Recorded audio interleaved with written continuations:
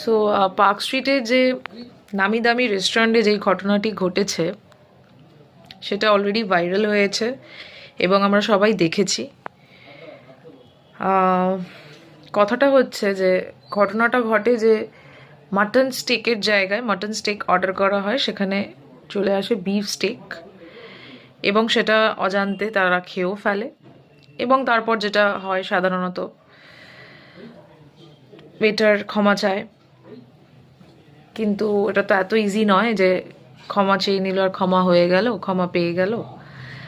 ব্যাপারটা হচ্ছে যে এটা কি করে হয়, এতটা বড় একটা ভুল কি করে হয় রেস্টুরেন্টে, এত বড় রেস্টুরেন্ট যার এত নাম, সেখানে কি করে এত বড় ভুলটা হয়। এই সেম ভুল যদি একটা মোহামেডান লোকের সাথে হতো, যে ওদের যেটা খাওয়া বারণ সেই জিনিসটা যদি ওরা খেত বা ওদেরকে খাওয়ানো হতো, একটা সরি ভুল হয়ে গেছে তো কি ওরা ছেড়ে দিত? আমার তো মনে হয় না। এতক্ষণে আমার তো মনে হয় সব তোলপাড় হয়ে যেত, সেই রেস্টুরেন্টও ছাড়কার হয়ে যেত, সব কিছু হয়ে যেত এতক্ষণে। তো সেখানে দাঁড়িয়ে একটা হিন্দু লোকের সাথে এরকম ঘটনা ঘটে, তারপরে এটাকে তো ইজিলি ছেড়ে দেওয়া যায় না, এটা এতটাও ইজি নয়। এরপরে যখন আমরা সাধারণ লোকেরাই কোথাও যাব, কিছু খেতে বসবো বা কোনো রেস্টুরেন্টে গিয়ে খাবো, সেখানে আমাদের মনে একটা ডাউট চলে আসবে যে আরে ভাই, মাটনের জায়গায় আবার বিফ দিয়ে দেবে না তো? তো এই ডাউটগুলো কেন আসবে মনের মধ্যে? বা তো সেই যখন যেরকম হয়েছিল আগে, কিছু বছর আগে ভাগাড়ের মাংস খাইয়ে দেওয়া হয়েছিল, সেরকমই সেই সব কিছু একই জিনিস আবার ফিরে ফিরে আসছে। তো এইগুলো তো ঠিক হয়নি একদমই।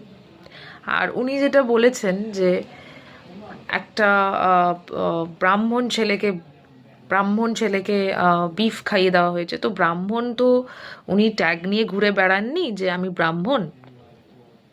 আর যে মিস্টেকটা যেটা হয়েছে সেটা ওয়েটার যিনি করেছেন তিনিও বুঝে করেননি বা জেনে করেননি যে উনি ব্রাহ্মণ, ওনাকে এটা আমি করব বা কিছু, এটা তো হয় না, সেরম কিছু ব্যাপার হয়নি।